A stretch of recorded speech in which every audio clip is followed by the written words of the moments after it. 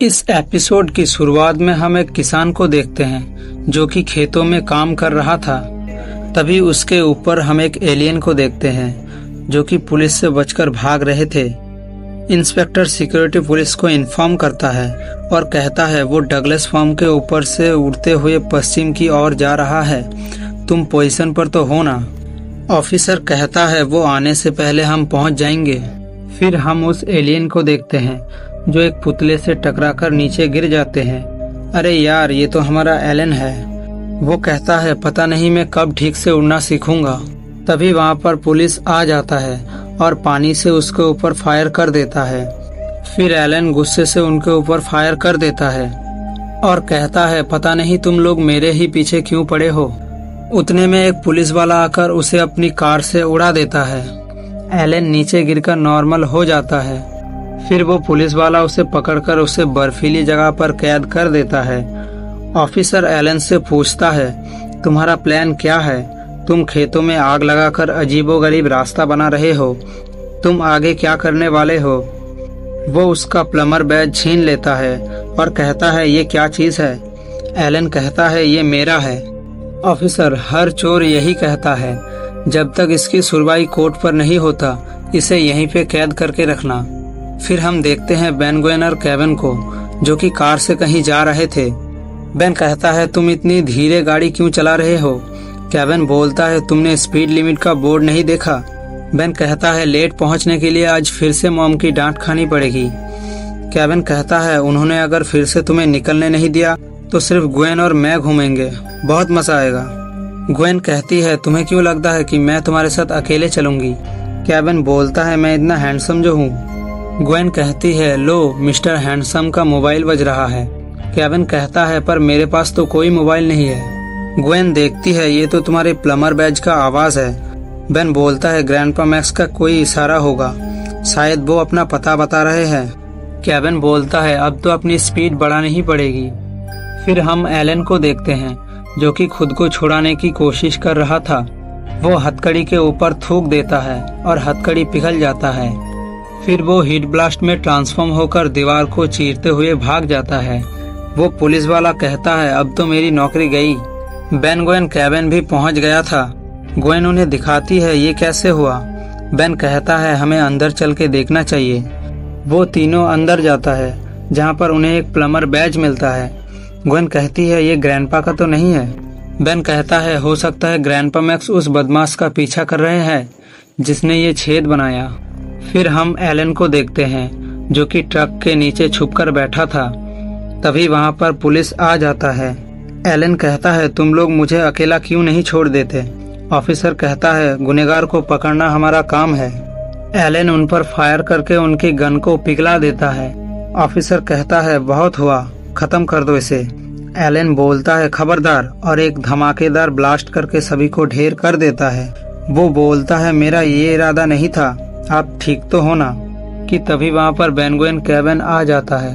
Kevin कहता है ये तो तुम्हारे पुराने एलियन हीट ब्लास्ट का जुड़वा लगता है, बुरा ना मानो तो मैं इसकी धुलाई कर दूं। बेन मैं खुद कर लूंगा कहकर जेट्रे में बदलता है। वो बेन पर फायर करता है पर बेन उससे बचकर उसे पकड़ लेता है। वो फिर से भाग जाता है पर बेन उसे लेजर मारकर नीचे गिरा देता है। बेन उसके पास जाकर पूछता है लाल रंग की शर्ट पहने एक बुजुर्ग आदमी तुम्हारा पीछा कर रहे हैं, बताओ वो कहाँ है? एलन बोलता है तुम किसकी बात कर रहे हो? बेन मेरे ग्रैंडपा, बताओ कहाँ है वो? कि तभी वहाँ पर पुलिस आकर कहता है मुझे पहले से ही शक था, इस काम में तुम अकेले नहीं हो, आखिर पकड़ ही लिया ना तुम्हें और तुम्हारे साथी को। वो दोनों भागता है, पुलिस उसका पीछा करता है। बेन बोलता है तुम किसी और रास्ते क्यों नहीं जाते? तुम्हारी वजह से मैं छुप नहीं पाऊंगा, अंधेरे में साफ नजर आते हो तुम। एलन कहता है पर मैं जाऊं तो जाऊं कहाँ? केविन उनका ध्यान भटाने के लिए पुलिस के पास से अपनी गाड़ी भगाता है। पुलिस उसका पीछा करता है और उसे पकड़ लेता है। ऑफिसर कहता है एलन बाहर निकलो, अब तुम कहीं नहीं भाग सकते। केविन कहता है आप मुझे ढूंढ रहे हैं ऑफिसर? वो देखता है एलन तो यहाँ पर नहीं है। फिर हम देखते हैं बेन उसे बचाकर एक सेफ जगह पर ले आता है। वो बेन से पूछता है तुमने मुझे क्यों बचाया? बेन बोलता है मुझे तुम्हारे अंदर अपना बचपन दिखता है, वो कहता है क्या तुम भी एक मॉन्स्टर हो? बेन बताता है मैं एक नहीं 10 मॉन्स्टर हूँ। वो बेन को कहता है मुझे अपनी पावर कुछ टाइम पहले ही मिला है। एक दिन मैं सो रहा था और अचानक मेरी बिस्तर पर आग लग गई। मेरे पापा ने मुझे बताया कि वो एक प्लम्बर है। उन्होंने मुझे एक प्लम्बर बैज भी दिया, लेकिन वो पुलिस वाले ने मुझसे वो छीन लिया। बेन कहता है घबराओ मत, अब वो मेरे पास है। बेन उसका बैज लौटा देता है। फिर हम केविन को देखते हैं जो कहता है काफी अच्छी एक्टिंग की ना। बेन को उनकी चंगुल से दूर रखने के लिए, वो भी बस इतनी सी कीमत पर। ग्वेन कहती है मजाक मत करो, तुम्हें $400 का फाइन भरना पड़ेगा। केविन कहता है हाँ जानता हूँ, फाइन भरने में तो अब तक रिकॉर्ड बना चुका हूँ। ग्वेन कहती है मुझे नहीं लगता इस पूरे मामले से ग्रैंडपा मैक्स का कोई लेना देना है। केविन कहता है वो जो लड़का है वो किसी प्लम्बर का बेटा होगा। ग्वेन कहती है पर उसके पापा ने अपना बैज उसे क्यों दे दिया? केविन बोलता है वो इसलिए ताकि असली प्लम्बर उसे गैर कानूनी ढंग से पृथ्वी पर रहने के लिए गिरफ्तार ना करे। बैज होगा तो वो आसानी से छूट सकता है। केविन बताता है ये लड़का आधा इंसान और आधा एलियन है। ऐसे कई इंसान हैं जिनके दादा परदादा एलियंस हैं। ज्यादातर के पास सुपर पावर्स है। ग्वेन कहती है क्या कह रहे हो?